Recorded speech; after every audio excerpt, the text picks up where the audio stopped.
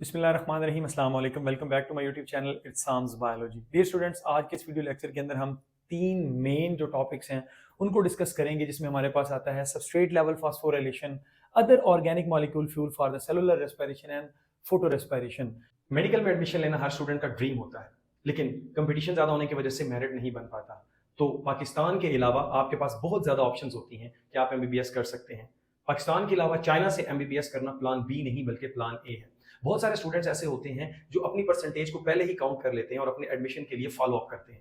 एक अच्छा कंसल्टेंट ढूंढते हैं जो उनको प्रॉपर गाइड करता है कि कौन सी यूनिवर्सिटी PMDC और WHO से रिकॉग्नाइज है, जिसके बाद MBBS की डिग्री हासिल करने के बाद वो दुनिया भर के अंदर प्रैक्टिस कर सकते हैं। असल काम होता है कि पाकिस्तान के अंदर अच्छा कंसल्टेंट ढूंढना, और अगर आपको किसी कंसल्टेंट की तलाश है और आप अभी अप्लाई करना चाहते हैं MBBS इन चाइना के लिए, तो आप इन टाइम स्टडी एडवाइजर्स के साथ कांटेक्ट कर सकते हैं, क्योंकि ये इदारा आपको प्रॉपर गाइड करेगा और आपके बजट के मुताबिक आपको प्लान और यूनिवर्सिटी सजेस्ट करके देगा। अच्छा, हमने पढ़ा था कि सेल में जो ATP की सिंथेसिस होती है वो केमियोस्मोसिस के थ्रू होती है, लेकिन मैंने बताया था कि सेल में कुछ ऐसी जगह हैं, मेन तो केमियोस्मोसिस है, जो बेसिक नीड होती है सेल की पूरा करने के लिए। केमियोस्मोसिस का प्रोसेस जो है ना, स्पेशली एरोबिक रेस्पिरेशन में वो बहुत अहम जो है ना रोल प्ले करता है। लेकिन इसके अलावा भी बहुत सारी ऐसी जगह हैं जिनमें क्या होता है, ATP की सिंथेसिस होती है। जैसे एनारोबिक बैक्टीरिया जो है वो फिर किस तरह से अपनी जो है वो ATP को पूरा करेंगे, तो वो ग्लूकोज को तोड़ते हैं एथानॉल के अंदर, इथाइल अल्कोहल के अंदर। तो वहां पर जो दो ATP के मॉलिक्यूल ग्लाइकोलाइसिस के अंदर मिल रहे थे ना,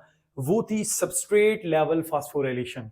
इससे क्या मुराद है कि कोई एंजाइम है और वो एंजाइम क्या कर रहा है, सबस्ट्रेट को पकड़कर वहीं पे ATP की सिंथेसिस कर रहा है। This is called substrate level phosphorylation. इसकी बेस्ट एग्जांपल हमारे पास आती है, ये देखिएगा, फास्फोएनोल पायरोवेट से क्या बनने जा रहा है, पायरोवेट। ठीक है, इसमें ये देखें ADP जो कि एक एनर्जी पुअर कंपाउंड है एज कंपेयर टू ATP, वो किस में कन्वर्ट हो रहा है, ATP के अंदर। तो ये इसमें से फास्फेट निकलकर, फास्फोइनोल पायरोवेट में से फास्फेट निकलकर किसके पास आ रहा है, ATP के पास, और ये वाला जो मॉलिक्यूल है ये बन रहा है पायरोवेट। इसकी बेस्ट एग्जांपल जो है वो आपके पास एंजाइम कौन सा है, दैट इज पायरोवेट काइनेज। अब ये क्या करेगा, फास्फोइनोल पायरोवेट का फॉस्फेट आइन, इसका फॉस्फेट आइन किसको दे देगा, ADP को, एडिनोसिन डाइफॉस्फेट को, और बाद में क्या बन जाएगा, पायरोवेट या पायरोविक एसिड। ठीक हो गया। हमारे पास आता है फास्फोइनोल पायरोवेट, अगर ये नेगेटिव होगा तो ये पायरोवेट कहलाएगा, ठीक है ना। अगर ये मतलब कि यहाँ पर H होता है, ये O नहीं होता, तो फिर ये पायरोविक एसिड में कन्वर्ट हो जाएगा, ठीक है। इसके पास ये क्या है, ये इसके पास फॉस्फेट ग्रुप है। ये आपके पास क्या है, एडेनिन डाइफॉस्फेट, ADP है। अब क्या हुआ, यहां से ये वाला बॉन्ड इधर शिफ्ट होगा और ये वाला बॉन्ड इधर शिफ्ट हो जाएगा, जिससे क्या होगा कि यहां से ये इसके साथ मिलकर किस में तब्दील हो जाएगा, एडिनोसिन ट्राइफॉस्फेट। ठीक है, किसने किया, पायरोवेट काइनेज ने किया, और ये जो बाकी बच जाएगा दिस इज कॉल्ड पायरोवेट। ये आपके पास क्या कहलाता है, पायरोवेट। इस तरह से एक ये पॉइंट है जहां पर डायरेक्ट एंजाइम जो है वो सबस्ट्रेट को यूज करते हुए ATP बनाता है। दूसरा आपके पास आता है 1,3-BPG से 3PG का बनना, वो भी ग्लाइकोलाइसिस के अंदर होता है। और तीसरा क्रेब्स साइकिल में सक्सिनाइल CoA से जब बनता है आपके पास सक्सिनेट, उस टाइम भी जो ATP बनती है वो भी सबस्ट्रेट लेवल फास्फोराइलेशन होती है। ठीक है, phosphorylation mean addition of phosphate to the ADP molecule and formation of ATP takes place. ठीक है, अच्छा जी, आगे आपके पास आता है कि हम लिपिड्स खाते हैं। सपोज कार्बोहाइड्रेट्स के बारे में तो हमने बात कर ली, हम खाते हैं प्रोटीन्स। तो ये किस तरह से इस पूरे प्रोसेस का हिस्सा बनते हैं, लाइक पहले ग्लाइकोलाइसिस, फिर पायरोविक एसिड ऑक्सीडेशन, फिर क्रेब्स साइकिल। तो कौन सा सबस्ट्रेट किस जगह पर आता है वो हमने देखना है। सबसे पहले हमारे पास लिपिड दो चीजों से मिलकर बनी हुई है, एक बनी हुई है ग्लिसरोल से, ठीक है, और दूसरा फैटी एसिड। तो ग्लिसरोल जो होते हैं ना, ये तो आपके पास किस में तब्दील हो जाते हैं, ग्लिसरल्डिहाइड 3 फॉस्फेट के अंदर। तो ऑब्वियस सी बात है, G3P बन गया, तो ये किसका हिस्सा बन गया आपके पास, ये आपके पास हिस्सा बन जाता है जनाब ग्लाइकोलाइसिस का। ठीक है, तो इसके बाद फिर ग्लाइकोलाइसिस शुरू हो जाती है और फिर इससे जो है ना एनर्जी ले ली जाती है, फिर उससे पायरोवेट बनता है, पायरोविक एसिड ऑक्सीडेशन के बाद क्रेब्स साइकिल, वही पुराने वाला प्रोसेस। G3P से आगे आप देख लीजिए ग्लाइकोलाइसिस में वो साइकिल रन कर पड़ता है। इसी तरह से तो ये हिस्सा बन गया जी मेन उस ट्रांसपोर्ट चेन का। ठीक है, उसके बाद आपके पास आता है next fatty acid, fatty acid convert होते हैं एसिटाइल कोए के अंदर। अब एसिटाइल कोए जब बनेगा तो ये भी किधर जाएगा, क्रेब्स साइकिल के अंदर, और क्रेब्स साइकिल में इससे क्या कर ली जाएगी, एनर्जी निकाल ली जाएगी। और इसके बाद कुछ अमाइनो एसिड मैं बता रहा हूं, जब उनमें से अमोनिया अमाइनो ग्रुप निकलता है ना, मसलन ये एक अमाइनो एसिड है, अगर आप इसमें से NH3 ग्रुप निकाल दें, NH2 ग्रुप निकाल दें, पीछे क्या बच गया, कार्बन चेन ही बन गई। अब ये कार्बन चेन जो होती है ना, ज्यादातर क्रेब्स साइकिल में जाके एंटर होती है, कुछ जो हैं वो एसिटाइल को ए में भी कन्वर्ट होते हैं, ठीक हो गया, समझ आ रही है, कुछ फ्यू, लेकिन ज्यादातर जो है वो क्रेब साइकिल का हिस्सा बनते हैं, जैसे ऑक्सैलोएसिटेट में कन्वर्ट होना, सक्सीनेट में कन्वर्ट होना, इसी तरह से आपके पास मैलिक एसिड यानी कि मैलेट में कन्वर्ट होना। तो ये अमाइनो एसिड भी आपके पास जो मेन प्रोसेस है, जो आप कह सकते हैं क्रेब साइकिल या फिर इलेक्ट्रॉन ट्रांसपोर्ट चेन से पहले जो आपने पढ़ा था, पायरोबिक acid oxidation, Krebs cycle and क्या इसका नाम है, ग्लाइकोलाइसिस, ठीक है ना, ग्लाइकोलाइसिस, पायरोबिक एसिड ऑक्सीडेशन और क्रेब साइकिल। तो ये कहीं ना कहीं जब ये मॉलिक्यूल टूटते हैं तो उन्हीं का हिस्सा बनते हैं, और इस तरह से वो मेन कार्बोहाइड्रेट के पाथवे को क्या कर लेते हैं, ज्वाइन कर लेते हैं, और फिर उनसे भी एनर्जी हासिल की जा सकती है। याद रखिएगा, हम हमेशा इस वजह से कहते हैं कि हमारी बॉडी में मेन जो एनर्जी को गेन करने का पाथवे है वो आपके पास है ग्लूकोज यानी कि कार्बोहाइड्रेट्स की ब्रेकडाउन। बाकी सेकंड पे आपके पास लिपिड्स आती हैं, और थर्ड पे आपके पास क्या आती हैं, प्रोटीन।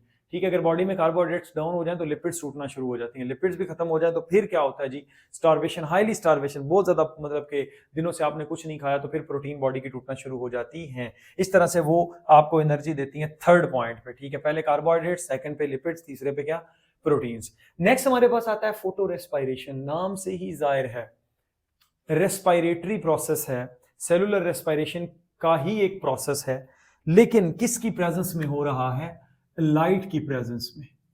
अब ये प्लांट में ना स्ट्रेस की कंडीशन होती है, कब कब, एक तो जब टेम्परेचर जो है वो 28 डिग्री सेंटीग्रेड से क्या है, ज्यादा है, तब फोटो रेस्पायरेशन होती है। दूसरा, अगर वाटर की अवेलेबिलिटी कम है, ठीक है, तो फिर भी प्लांट को मजबूरन स्टोमेटा क्लोज करने पड़ते हैं, टेम्परेचर ज्यादा है तो फिर भी स्टोमेटा क्लोज होंगे, और अगर वाटर की कमी है तो फिर भी स्टोमेटा क्लोज होंगे। जब स्टोमेटा क्लोज होंगे तो बाहर से कार्बन डाइऑक्साइड स्टोमेटा के थ्रू प्लांट के लीव्स के अंदर नहीं जा सकेगी। अब अगर वहां पे कार्बन डाइऑक्साइड नहीं जा सकती तो डियर स्टूडेंट्स फिर क्या होगा, फिर होगा कि जो रुबिस्को एंजाइम है, नाम से जाहिर है, ये देख लिया, रिबुलोज 1,5-बिस फॉस्फेट कार्बोक्सिलेज, यानी कि ये कार्बन डाइऑक्साइड को फिक्स कर सकता है, एन एज वेल एज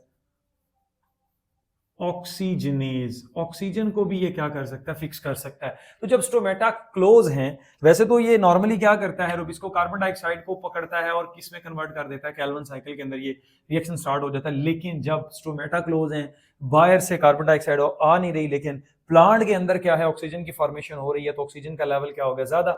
जब ऑक्सीजन का लेवल ज्यादा होता है तो अब रुबिस्को के पास क्या होता है, ऑप्शन यही होती है कि इसने किस को पकड़ना है, ऑक्सीजन को। तो जब रुबिस्को ऑक्सीजन को फिक्स करता है तो पहली दफा बनता है 2PG, 2 फास्फो, आप कह सकते हैं ग्लाइकोलेट, ठीक हो गया। अच्छा जी, इसके बाद आपके पास आता है कि ऐसा क्यों हुआ है या इसका प्रोडक्ट क्या होगा।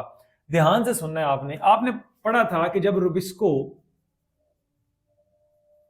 कार्बन डाइऑक्साइड को पकड़ता है तो पहला बनता है 3PG, 3 फास्फोग्लिसरिक एसिड, ये बनता है। बनेगा फोटो रेस्पायरेशन में भी यही प्रोडक्ट, लाइक 3PG ही बनेगा, लेकिन ऐसे नहीं बनेगा, वो बड़ा घूम घाम के बनेगा। इसके लिए ना मैं बच्चों को एक अक्सर औकात एग्जाम्पल देता होता हूँ, ये जगह इसलिए जोड़ी थी कि ना, ये आपके पास हैं बाबा, बी फॉर बाबा, और ये हैं एम फॉर मामा।